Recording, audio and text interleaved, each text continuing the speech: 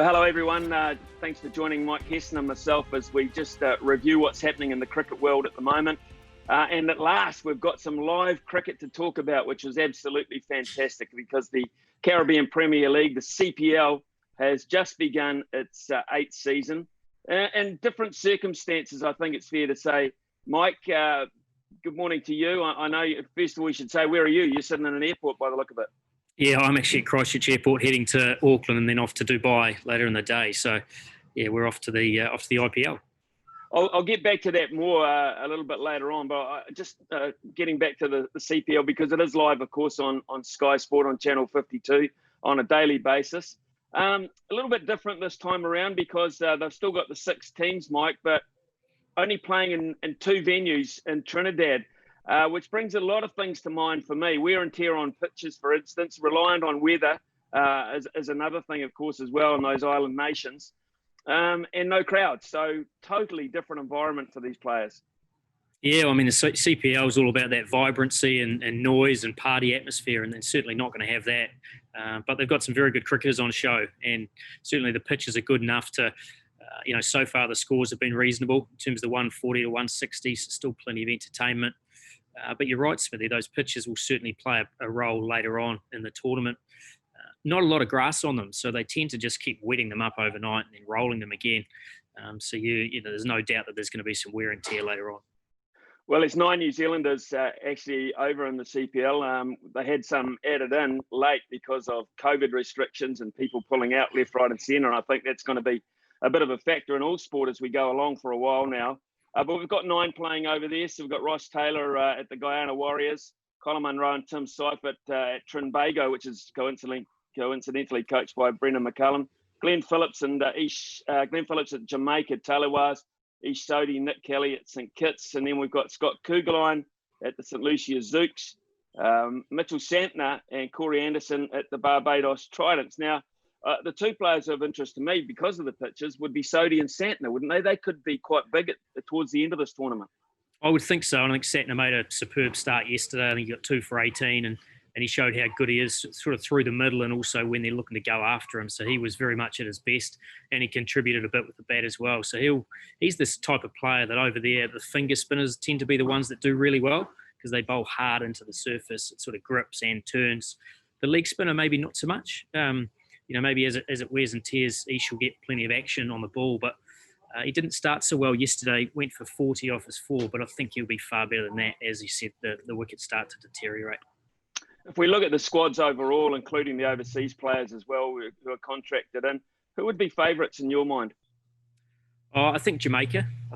With the likes of Andre Russell, Carlos Brathwaite, they've got strength throughout. Glenn Phillips a big part for that. And he started well today as well with a pretty quick 40 odd. So he's the type of player because the wickets hold and he's short and he's fast on his feet. He's actually able to get back and pull. So he's found a method of working over there. So I think Jamaica's pretty good. Barbados with Corey Anderson and Mitch Santner in there, obviously they'll play a part as well. The defending champions. So I think those 2 are probably the best 2 sides on paper. The interesting thing for me is this tournament is 33 matches. The games, I think there's 23 days they're playing on.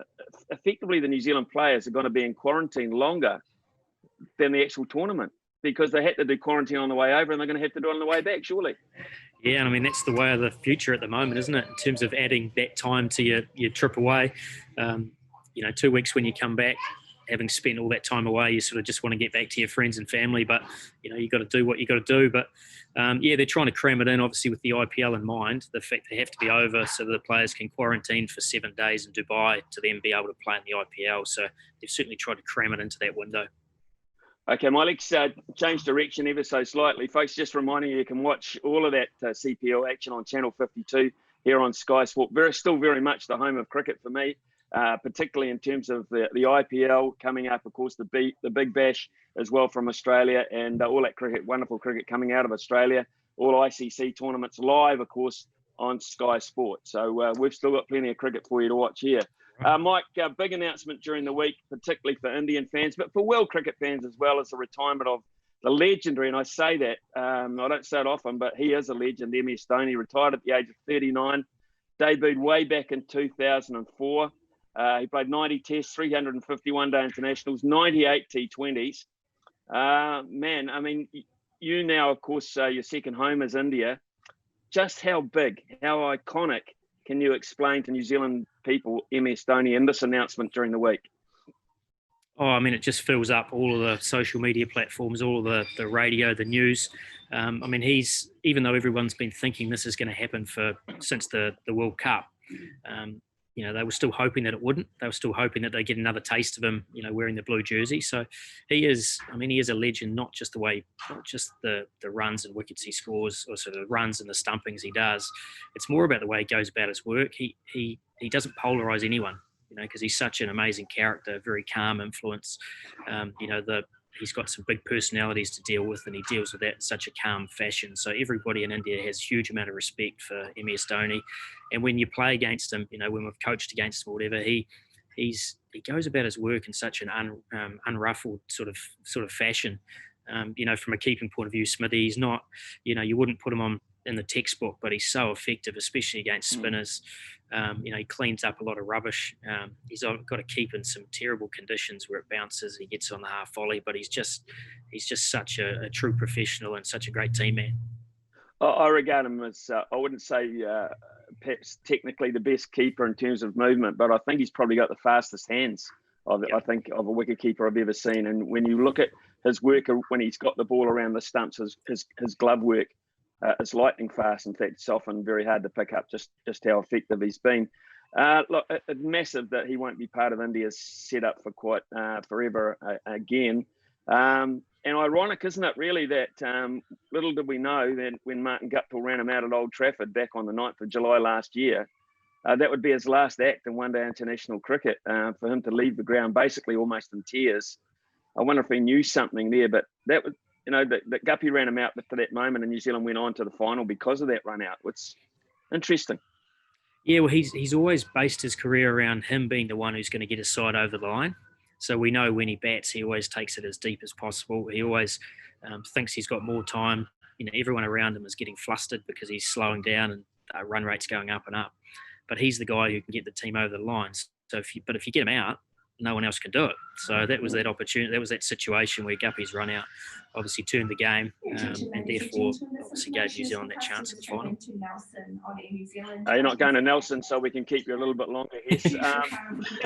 I look back at the great closers of the game. I think he'd go down as the closer for me. If I had to pick a team and I wanted someone to get me over the line, as you said, he'd be the one for me. So.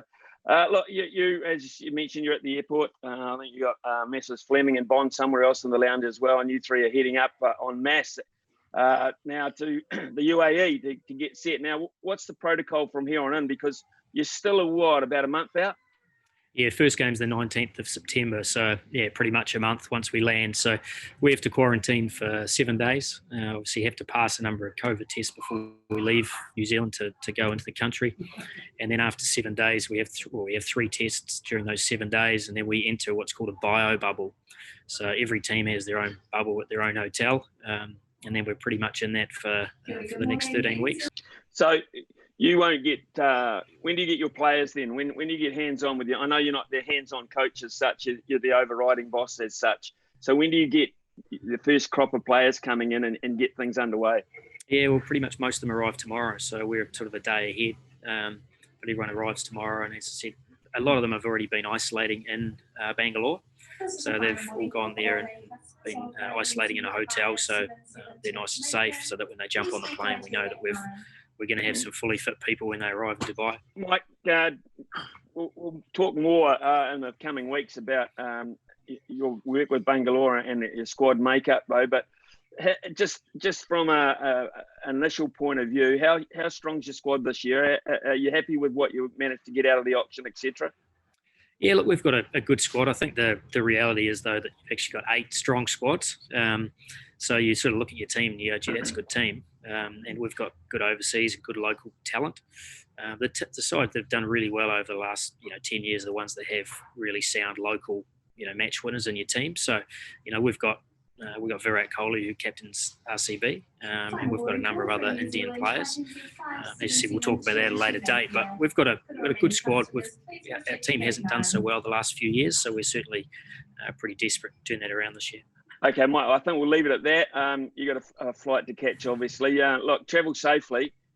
We will catch up with you in the coming weeks, of course, once you get set over there, and we'll try and get inside your bubble and get as close to Bangalore if you like. We might even adopt Bangalore here on Sky as our IPL team, so we can get some inside information and just see how everything's going.